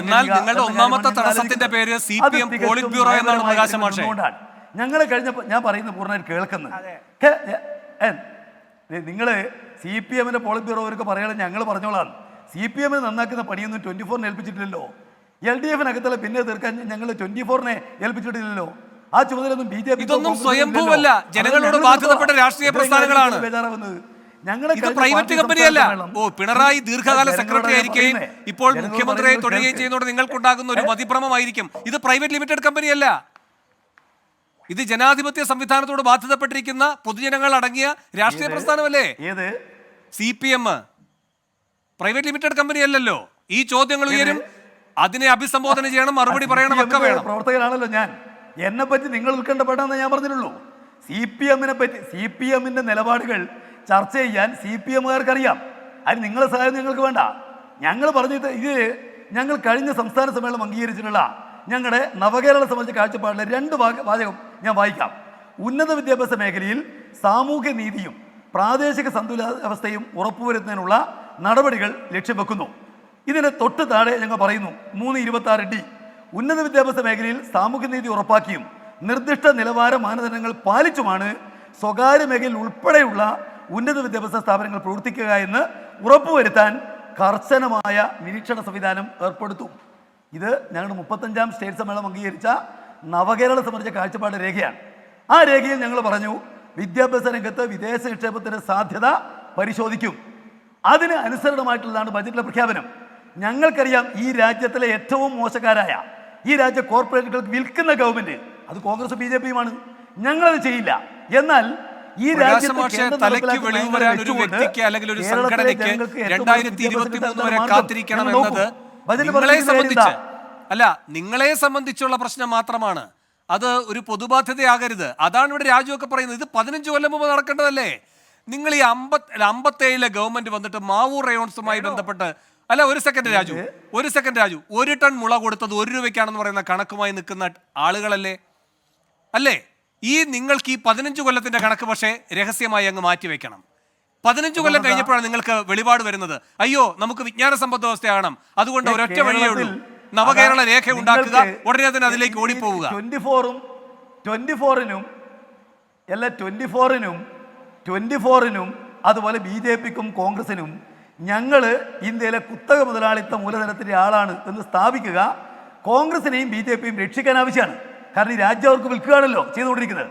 ഞങ്ങൾക്ക് എല്ലാ കാലത്തും വിദേശ മൂലധനത്തോടും സ്വകാര്യ മൂലധനത്തോടും ഒരു സമീപനമുണ്ട്. ഞങ്ങൾ EMSന്റെ ഗവൺമെൻറ് ഉള്ളപ്പോഴാണ് ആദ്യമായിട്ട് ബിർള ഇവിടേക്ക് വന്നത് സ്വകാര്യ മൂലധനവുമായിട്ട്. വിദേശ മൂലധനം അസ്പൃശ്യമാണ് എന്ന് ഞങ്ങൾ കണക്കാക്കുന്നില്ല. എന്നാൽ രാജ്യത്തെയാകെ വിറ്റ് രാജ്യത്തെയാകെ നിയന്ത്രിക്കാൻ അവരനുവദിക്കുക അസാധ്യമാണ്. ഞങ്ങളത് അനുവദിക്കില്ല. ഇത് ഞങ്ങളുടെ നയം വ്യക്തമാണെന്ന്. നിങ്ങൾ കോൺഗ്രസും BJPയും കോർപ്പറേറ്റുകൾക്ക് രാജ്യം വിൽക്കുന്നു. ഞങ്ങൾ അങ്ങനെ ചെയ്യാൻ അനുവദിക്കില്ല. ഞങ്ങളുടെ ഞങ്ങളുടെ പോളിറ്റ് ബ്യൂറോ നേതാവല്ലേ സഖാവ് പിണറായി വിജയൻ, ഞങ്ങളുടെ പോളിറ്റ് ബ്യൂറോ നേതാവല്ലേ ഈ പറയുന്ന കേരളത്തിനകത്ത് ഈ കാര്യങ്ങളെ സംബന്ധിച്ച് സംസാരിക്കുന്ന ബേബി ഉൾപ്പെടെയുള്ള ആളുകൾ, അതുപോലെ തന്നെ ഞങ്ങളുടെ സംസ്ഥാന സെക്രട്ടറി MV ഗോവിന്ദനടക്കം. നിങ്ങൾക്ക് കോൺഗ്രസിന് എന്തെങ്കിലും നയമുണ്ടോ? എവിടെയെങ്കിലും ആലോചിക്കാറുണ്ടോ? ഞങ്ങൾ എല്ലാം ആലോചിച്ച് മാത്രം തീരുമാനിച്ച് നടപ്പാക്കുന്ന പാർട്ടിയാണ്. ശരി, നിങ്ങൾ മനസ്സിലാക്കണം. ശരി.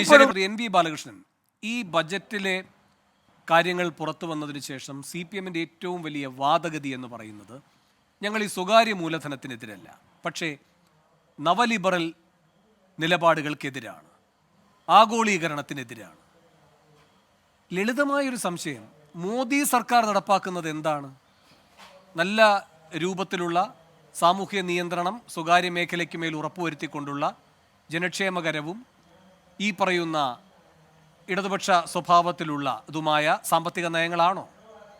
ആ മോദിയിലൂടെ വരുന്ന ഈ വിദേശ സർവകലാശാലകളുടെ താല്പര്യം എന്താകും?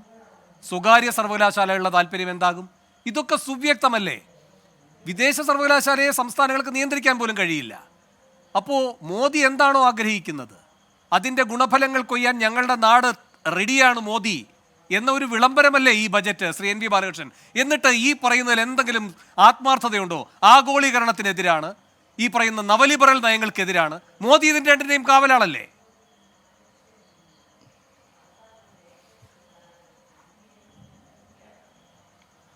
വേണു, പ്രകാശമാഷ് പറഞ്ഞുകൊണ്ടിരിക്കുന്നത് കേട്ടാ തോന്നുക വാചകങ്ങൾ എഴുതി വെച്ചതാണ് രാജ്യത്ത് സംഭവിക്കുന്നതെന്നാണ്.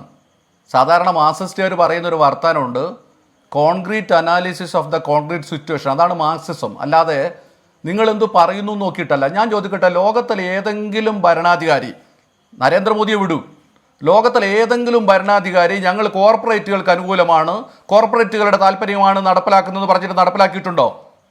അത് ഏതെങ്കിലും രാഷ്ട്രീയ പാർട്ടി അത് തന്നെയാണ് ഇപ്പോൾ CPM ചെയ്യുന്നത്. വെറുതെ വാചകം അടിക്കുന്നതിൻ്റെ ഭാഗമായി പറയുന്നത് മാത്രം. ഞാൻ ഒറ്റ കാര്യം പ്രകാശ് മാസ്റ്ററോട് ചോദിക്കട്ടെ, നമ്മൾ എങ്ങനെയാണ് ഈ കേരളത്തിൽ സ്വാശ്രയ കോളേജ് നടപ്പിലാക്കിയത്? സ്വാശ്രയ കോളേജ് എന്ന് പറയുന്ന സംവിധാനത്തിനെതിരായിട്ട് നമ്മൾ ദീർഘകാലം സംസാരിച്ചു, അതുണ്ടാക്കുന്ന അപകടങ്ങളെക്കുറിച്ച് പറഞ്ഞു. എന്നിട്ട് നമ്മൾ സ്വാശ്രയ കോളേജ് നടപ്പിലാക്കാൻ തീരുമാനിക്കുമ്പോൾ നമ്മളൊരു വിശദീകരണം ജനങ്ങളുടെ മുമ്പിൽ വെച്ചു. എന്താണ്? കേരളത്തിലെ ഒരുപാട് കുട്ടികൾ തമിഴ്നാട്ടിലേക്ക്, കർണാടകത്തിലേക്ക്, ആന്ധ്രയിലേക്കൊക്കെ പോകുന്നു. കേരളത്തിൽ നിന്ന് കണ്ടമാനം പണം അങ്ങോട്ട് ഒഴുകി പോകുന്നു. അത് തടയുന്നതിനാണ് ഞങ്ങൾ സ്വാശ്രയ വിദ്യാഭ്യാസ സ്ഥാപനങ്ങൾ ആരംഭിക്കുന്നതെന്നല്ലേ പ്രകാശമാട്ടെ ഞാനും നിങ്ങളും വിശദീകരിച്ചത്? അത് വിശദീകരിക്കാൻ വേണ്ടി നമ്മൾ എത്ര കഷ്ടപ്പെട്ടിട്ടുണ്ട്. വലിയ സംഘർഷങ്ങൾ വരെ അക്കാലത്ത് DYFI കമ്മിറ്റിക്കകത്ത് നടന്നിട്ടുണ്ട്. ഞാൻ പ്രകാശ് മാഷോട് ചോദിക്കുന്നത്, നമ്മുടെ അനുഭവത്തിന്റെ അടിസ്ഥാനത്തിൽ പ്രകാശ് മാഷ് പറ, ഈ പറഞ്ഞതുപോലുള്ള കാര്യമാണോ കേരളത്തിൽ സംഭവിച്ചത്? ഇപ്പോഴെന്താ ഈ സ്വാശ്രയ വിദ്യാഭ്യാസ സ്ഥാപനത്തിന്റെ സ്ഥിതി? ഇപ്പൊ സംഭവിക്കാൻ പോകുന്ന എന്താണ്? കേരളത്തിൽ ഈ സ്വാശ്രയ വിദ്യാഭ്യാസത്തിന്റെ ഭാഗമായി നടപ്പിലാക്കപ്പെട്ടിട്ടുള്ള ഒരുപാട് സ്ഥാപനങ്ങളും കാര്യങ്ങളൊക്കെ ഉണ്ട്. എന്താണ് ഒരുപാട് കെട്ടിടങ്ങൾ അതുപോലൊക്കെ ഉണ്ട്. അവർക്ക് വിചാരിച്ച രൂപത്തിലുള്ള ലാഭം ഇപ്പൊ കേരളത്തിൽ ഉണ്ടാക്കാൻ പറ്റുന്നില്ല. നിങ്ങൾ ചെയ്യാൻ പോകുന്ന എന്താണെന്ന് ചോദിച്ചാൽ ഇതുപോലുള്ള ഇതുമായിട്ട് ഒരു കരാറും വ്യവസ്ഥയൊക്കെ ഉണ്ടാക്കിയിട്ട് വിദേശത്തെ ഏതെങ്കിലും ഒരു ഇതുപോലുള്ള വിദേശത്തെ എന്ന് പറഞ്ഞാൽ നിങ്ങൾ ആലോചിക്കേണ്ടത് കേരളത്തെ ഒരു ജ്ഞാന സമ്പദ് വ്യവസ്ഥയായി വികസിപ്പിക്കാൻ കഴിയുന്ന രൂപത്തിൽ ലോകത്തിലെ 1-ാം നമ്പർ സർവകലാശാലകൾ ഏതെങ്കിലും ഒന്ന് കേരളത്തിലേക്ക് കടന്നു വരും എന്ന് പ്രകാശ് മാഷ്ക്ക് പറയാൻ പറ്റുമോ? ഇപ്പോൾ വിശേഷിച്ച് യൂറോപ്പിൽ നമ്മുടെ നാട്ടിലെ പഴയ പേരൽ കോളേജിന് സമാനമായ ഒരുപാട് യൂണിവേഴ്സിറ്റികൾ പ്രവർത്തിക്കുന്നുണ്ട്. 25,000-ന് ഡോക്ടറേറ്റ് കൊടുക്കുന്നത് ഉൾപ്പെടെയുള്ള കാര്യങ്ങൾ ചെയ്യുന്ന അത്തരത്തിലുള്ള കച്ചവട സ്ഥാപനങ്ങൾക്ക് ഇവിടെ പ്രവർത്തിക്കാൻ ആവശ്യമായ സൗകര്യം ഉണ്ടാക്കി കൊടുക്കുന്നതിനപ്പുറത്ത് മറ്റൊന്നുമല്ല പ്രകാശ് മാഷെ ഈ നടന്നുകൊണ്ടിരിക്കുന്നത്. ഇതിനാണ് കോർപ്പറേറ്റ് താല്പര്യം എന്ന് പറയുന്നത്. നിങ്ങൾ നേരത്തെ പറഞ്ഞ പോലുള്ള കുറെ വാദകളികൾ നടത്തുകയും എന്നാൽ ഈ കാര്യങ്ങൾ നടപ്പിലാക്കുകയും ചെയ്യണം. ഇത് നടപ്പിലാക്കുന്നതിന് രണ്ട് താല്പര്യം. അന്താരാഷ്ട്ര തലത്തിൽ മികച്ച സർവകലാശാലകളുടെ പട്ടിക പുറത്തു വരാറുണ്ട്. UGCയുടെ മാനദണ്ഡങ്ങൾ വെച്ചുകൊണ്ട് അങ്ങനെ 500 സർവകലാശാലകൾ, വിദേശ സർവകലാശാലകൾ, അതിനെ ഇന്ത്യയിലേക്ക് വരാനുള്ള സാഹചര്യമുള്ളൂ, യോഗ്യതയുള്ളൂ. അത്തരം മാനദണ്ഡങ്ങളും തട്ടിപ്പാണെന്നാണോ?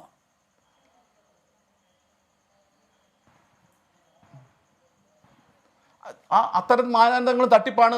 നിങ്ങൾ ഈ 500 സർവകലാശാലകളുമായി ബന്ധപ്പെട്ട് വന്നിട്ടുള്ള ലിസ്റ്റ് പരിശോധിച്ചാൽ അത് ലോകത്തിലെ 1-ാം നമ്പർ സർവകലാശാലകൾ ഒന്നും അതിനകത്തില്ല.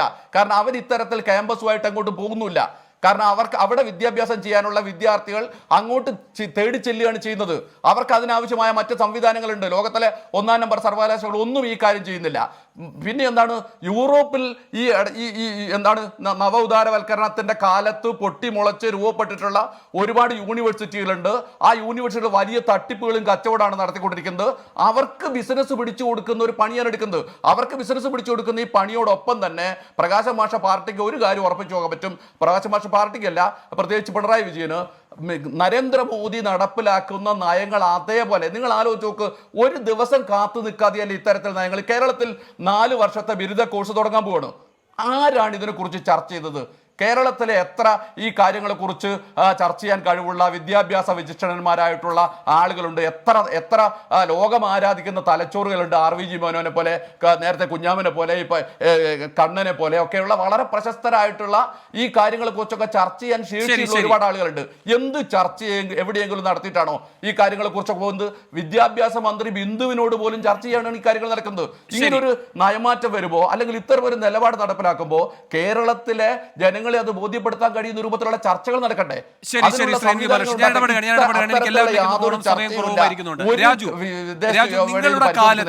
നിങ്ങളുടെ കാലത്തെ നയങ്ങളുടെ തുടർച്ചയാണോ മോദി സർക്കാരിന്റെ നയങ്ങൾ? അതുകൊണ്ട് തന്നെ ഈ ബില്ല് നിയമസഭയിൽ വരുമ്പോൾ, സ്വകാര്യ സർവകലാശാലകളുമായി ബന്ധപ്പെട്ട ബില്ല് വരുമ്പോൾ സാമൂഹ്യ നിയന്ത്രണമൊക്കെ കൊണ്ടുവരുമെന്നാണ് പറയുന്നത്. സംവരണം അടക്കം ഉറപ്പാക്കുമെന്നാണ് പറയുന്നത്. അങ്ങനെ സാമൂഹ്യ നീതി ഉറപ്പാക്കപ്പെടുന്നെങ്കിൽ കൈവക്കിക്കോളൂ. അതല്ലാതെ ഈ വിദേശ സർവകലാശാലയുമായി ബന്ധപ്പെട്ട് ക്യാമ്പസുകളാണ് വരിക, അത് നമ്മുടെ വിദ്യാർത്ഥികളുടെ യൂറോപ്യൻ രാജ്യങ്ങളിലേക്ക് അടക്കമുള്ള ഒഴുക്ക് മാറ്റുക എന്നതിനെ മുന്നിൽ കണ്ടുകൊണ്ടാണ്, നമ്മുടെ വിജ്ഞാന സമൂഹമായി വിജ്ഞാന സമ്പദ് വ്യവസ്ഥയെ കേരളത്തെ മാറ്റാനാണ് എന്നൊക്കെയുള്ള വൈത്താരികളോടെയാണ് ഇത് വരാൻ പോകുന്നത്. എന്താണ് നിലപാടിതിൽ?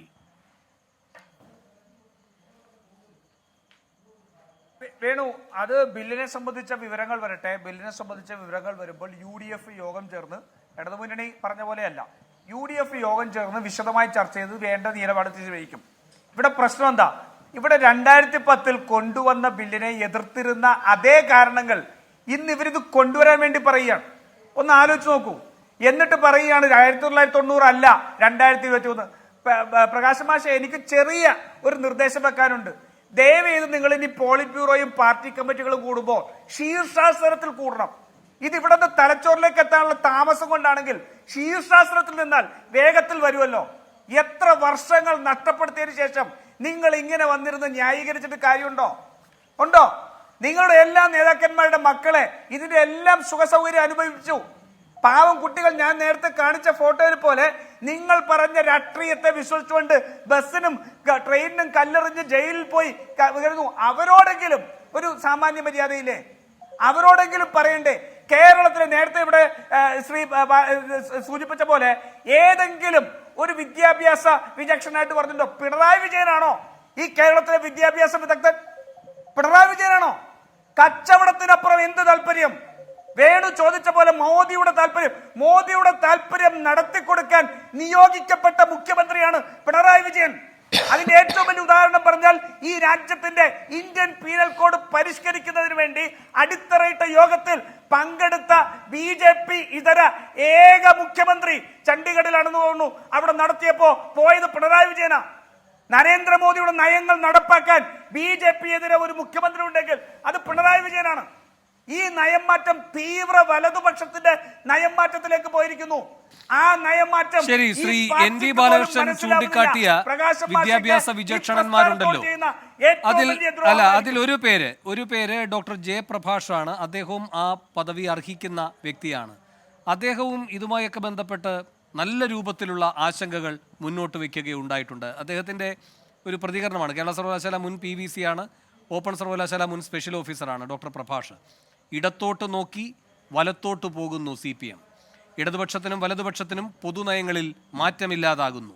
വർഗീയതയെ എതിർക്കുന്നതിലെ നിലപാട് ഒഴിച്ചു നിർത്തിയാൽ സാമ്പത്തിക നയം ഒരുപോലെയാണ്. നിങ്ങൾ പറയല്ലേ, ദയവേത് CPM എന്ന് പറയല്ലേ.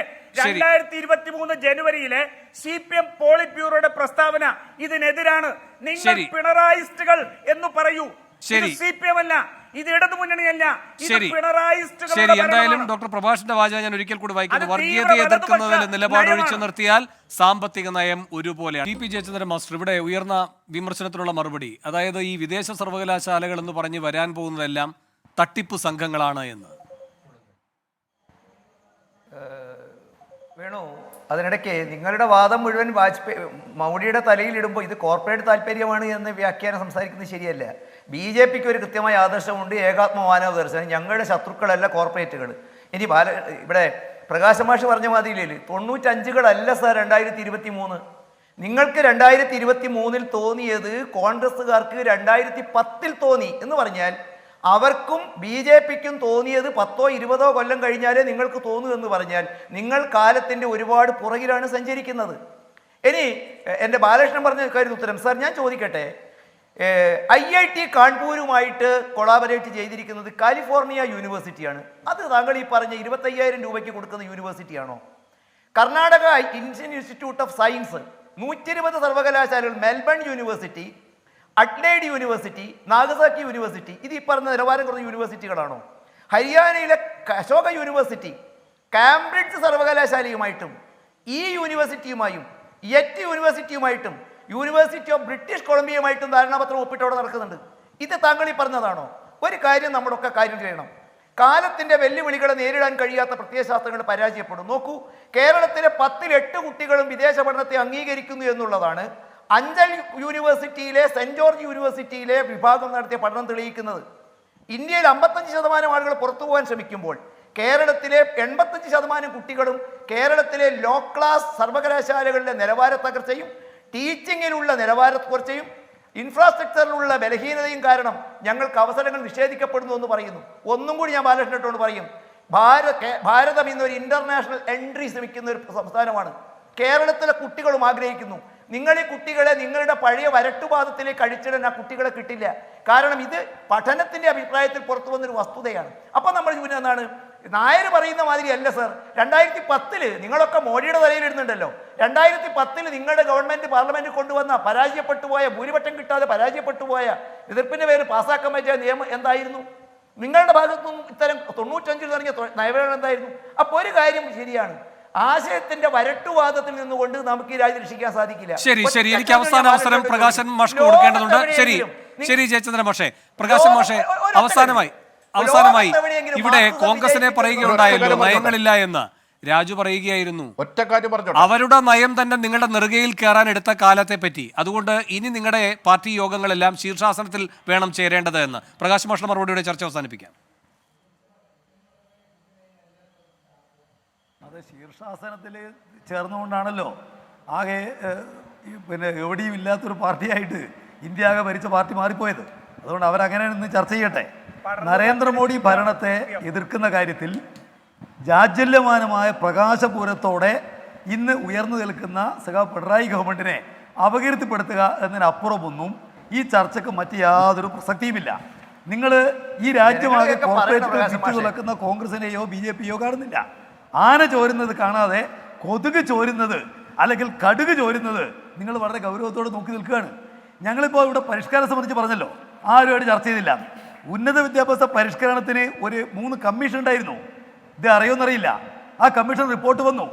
ആ റിപ്പോർട്ടിന് മേലെയാണ് 4 വർഷത്തെ ബിരുദ വിദ്യാഭ്യാസം. ആ റിപ്പോർട്ടിനകത്ത് പറഞ്ഞിരിക്കുന്ന നിരവധി കാര്യങ്ങളുണ്ട്. നിർദ്ദേശങ്ങൾ പറയാൻ സമയമില്ല എന്നുള്ളതുകൊണ്ട് ഞാൻ പറയുന്നില്ല. ആ നിർദ്ദേശങ്ങളുടെ തുടർച്ചയായിട്ടാണ് റിപ്പോർട്ടിനെ കുറിച്ചൊന്ന് പറയാമോ? വിദേശ ആ റിപ്പോർട്ടിനെ കുറിച്ചൊന്ന് പറയാമോ? ശരി ശരി ശരിയല്ല, ഇനി മറ്റു വിഷയങ്ങളിലേക്ക് പോകാൻ കഴിയില്ല. അതുകൊണ്ട് ഇല്ലില്ല, മറ്റു വിഷയങ്ങളിലേക്ക് ഇനി പോകാൻ സമയമില്ല. അതുകൊണ്ട് ഞാൻ ഇടപെടുകയാണ്. എന്തായാലും ഒരു കാര്യമുണ്ട്. മന്ത്രി ബിന്ദുവിനെ പിണറായിക്ക് ബന്ദിയാക്കാം, പാർട്ടിയെ പിണറായിക്ക് ബന്ദിയാക്കാം, പക്ഷേ മോദി ബന്ദിയാക്കിയതാരെ എന്നതുകൂടി കേരളം കാണുന്നുണ്ട്. വളരെയധികം നന്ദി. ഈ ചർച്ചയിൽ പങ്കെടുത്ത എല്ലാവർക്കും. എൻകൗണ്ടർ അവസാനിക്കുന്നു.